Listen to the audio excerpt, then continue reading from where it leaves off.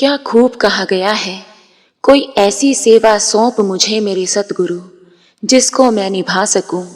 हर मोड़ पर मिलो तुम मुझे और मैं सर झुका सकूं। बाबा जी की प्यारी साध संगत जी, राधा स्वामी जी।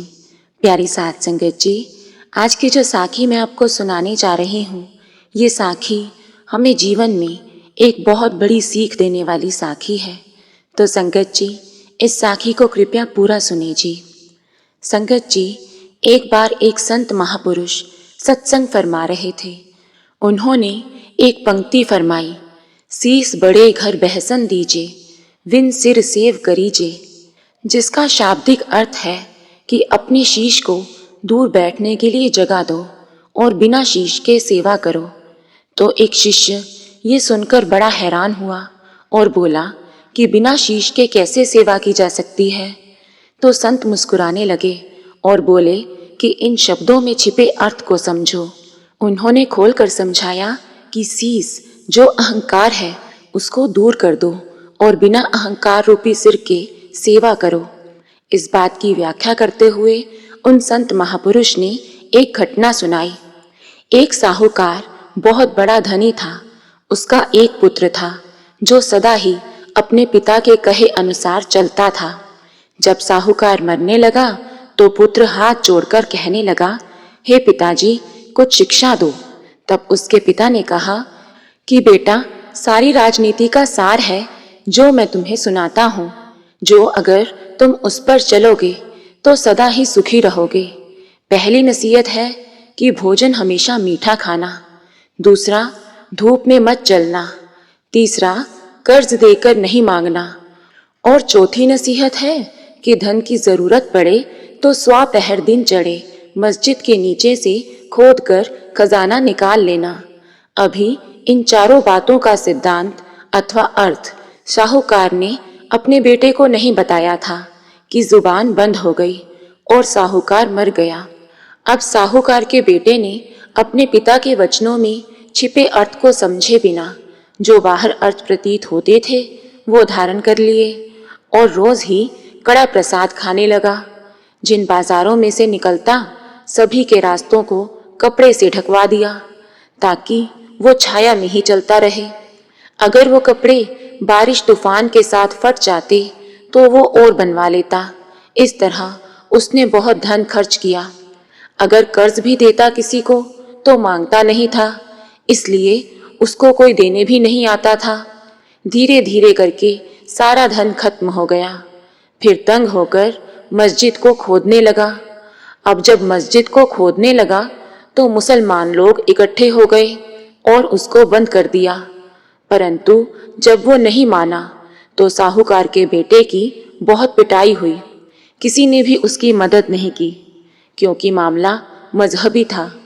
और बहुत सी चोट खाकर वो घर वापस लौटा और लेट गया और टकोर करने लगा। सौभाग्यवश उसके पिता का एक मित्र उससे मिलने के लिए उसी शहर में आया। तो जब साहूकार का नाम पूछा तो लोगों ने कहा कि वो तो स्वर्ग सिधार गए हैं और जो उनका पुत्र है वो अभी जीवित है, लेकिन मरे हुए से भी बदतर स्थिति में है क्योंकि वो सारा धन गंवाकर अब मार खाता फिरता है। अब जो साहूकार का मित्र था वो मन में सोचने लगा कि वो तो इतना बड़ा साहूकार था जिसका धन कई पुश्तों तक भी खत्म होने वाला नहीं था।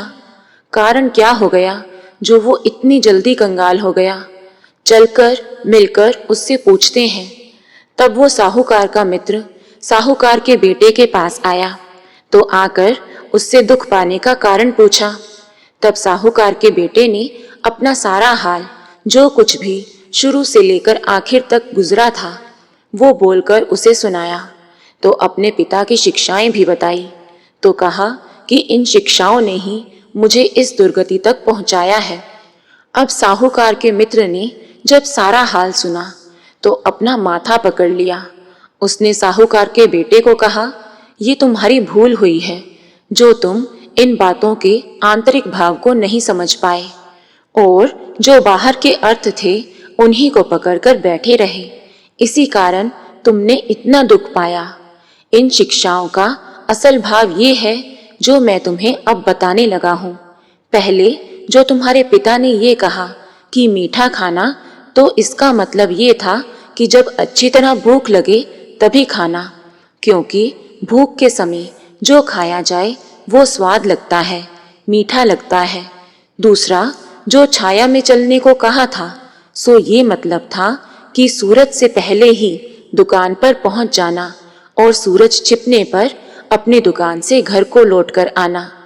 अब तुम्हारे पिता ने जो तीसरी बात कही कि कर्ज देकर किसी से मांगना नहीं, इसका ये मतलब था कि जिसको कर्ज देना उससे जेवर रखवा लेना या फिर कोई और चीज गिरवी रख लेना, तब देना। बिना कोई कीमती वस्तु गिरवी लिए बिल्कुल ना देना। और चौथा, जो मस्जिद के नीचे से स्वापहर दिन चढ़े पर खजाना निकालने को कहा, सो जिस वक्त स्वापहर दिन चढ़े तुम्हारे घर में मस्जिद की परछाई पड़े, उस जगह को खोदो, धन की प्राप्ति होगी। दूसरे दिन जब साहूकार के पुत्र के घर में मस्जिद की परछाई पड़ी, तो वहां से खोदना आरंभ किया।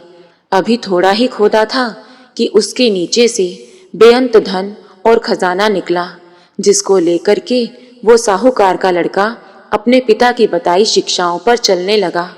तो थोड़े समय में ही फिर उसी प्रकार वो बहुत बड़ा साहूकार बन गया। तो साथ संगत जी, फिर वो महात्मा बोले, जिस तरह साहूकार के वचनों का प्रत्यक्ष अर्थ और था और अंतर्भाव और था, इसी प्रकार यहाँ पर अक्षरों का अर्थ और है, पर शीश कटाने का अंतरिम भाव अहंकार की निवृत्ति में है। अर्थात हमें अपना अभिमान छोड़कर सेवा करनी चाहिए। तो साथ संगत जी, एक बार संत कबीर जी अपने ध्यान में बैठे हुए थे कि एक सिख जो उनकी बड़ी सेवा करता था, उनके पास आकर पूछने लगा, महाराज जी, हरि के जो सेवक होते हैं उनके क्या लक्षण होते हैं? अब इस सेवक को अपनी सेवा का बड़ा अभिमान था और वो चाहता था कि सभी के सामने उसकी प्रशंसा हो। तो कबीर जी से पूछने का भी उसका यही प्रयोजन था कि कबीर जी ये कहें कि जैसा तू है ऐसे ही हरि के सेवक होते हैं। लेकिन संत तो जानी जान होते हैं।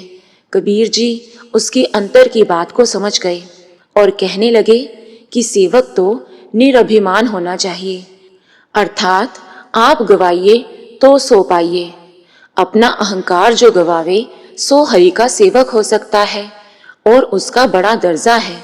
ये सुनकर अभिमानी सेवक ने कहा, अगर हम रास्तों के रोड़े जैसे निमाने होकर रहें, अर्थात हर एक के पैरों के नीचे रहें, तो परमात्मा के सेवक हो सकते हैं? ये सुनकर संत कबीर ने कहा, रोड़ा हुआ तो क्या भया, पंथी को दुख दे। अर्थात रोड़ा हो जाएगा तो क्या बना लेगा, जबकि राहगीरों के पैरों में चुभकर उन्हें दुख ही देगा। तब अभिमानी सेवक ने कहा, तो अगर एक दास मिट्टी बन जाए तब अच्छा है। तब कबीर जी ने फरमाया, कबीर खे होई तो क्या भैया, जो उड़ लागे अंग। जेकर खे हो भी गई तो भी क्या फायदा, जब लोग चलते हैं तो उड़ उड़कर कपड़ों पर अथवा शरीर पर धूल पड़ती है।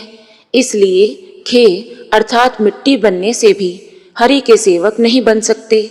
तो अभिमानी सेवक ने कहा, हर जन ऐसा चाहिए जो पानी सरबंग, अर्थात पानी जैसे कोमल स्वभाव के बन जाएं, अर्थात पानी को चाहे जहां पर भी प्रयोग कर लो, सब जगह मदद कर देगा, अपना आप कुछ नहीं बनाएगा। अगर मीठे में डाल दो तो मीठा हो जाएगा, अगर कड़वे में डाल दो तो कड़वा हो जाएगा। इसी तरह अगर सेवक बन जाए तो तब हरि का रूप हो सकता है कि नहीं? इस पर कबीर जी ने कहा, कबीर पानी हुआ तो क्या भया, सिर्रा ताता होए।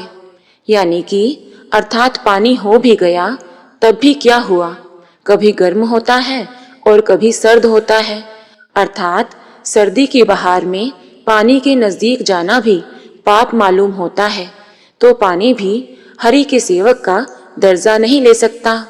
जब कबीर जी ने इस प्रकार उस अभिमानी सेवक की सारी बातों का खंडन कर दिया, तब सेवक ने कहा, फिर आप ही बता दीजिए कि हरि का सेवक कैसा होना चाहिए। तो श्री कबीर जी ने फरमाया, हर जन ऐसा चाहिए जैसा हर ही होए। भाई सिक्खा, हर का जो जन है उसको हरि अर्थात परमात्मा जैसे गुण धारण करने चाहिए, क्योंकि हरि और हरि के सेवकों में कुछ भेद नहीं। इसलिए फरमाया गया है, हर का सेवक सो हर जेहा। साथ संगत जी, किसी ने क्या खूब कहा है, कैसे मान लूं तू पल पल में शामिल नहीं, कैसे मान लूं तू हर चीज में हाजिर नहीं, कैसे मान लूं कि तुझे मेरी परवाह नहीं, कैसे मान लूं तू दूर है पास नहीं। देर मैंने ही लगाई पहचानने में मेरे सतगुरु प्यारे, वरना तूने जो दिया उसका तो कोई हिसाब ही नहीं। जैसे जैसे मैं सिर को झुकाता चला गया, वैसे वैसे तू मुझे उठाता चला गया। तो साथ संगत जी, इस साखी के साथ हम आपसे इजाजत लेते हैं। अगर आपको रूहानी साखियां सुनना अच्छा लगता है तो कृपया हमारे चैनल को सब्सक्राइब करें जी। राधा स्वामी जी।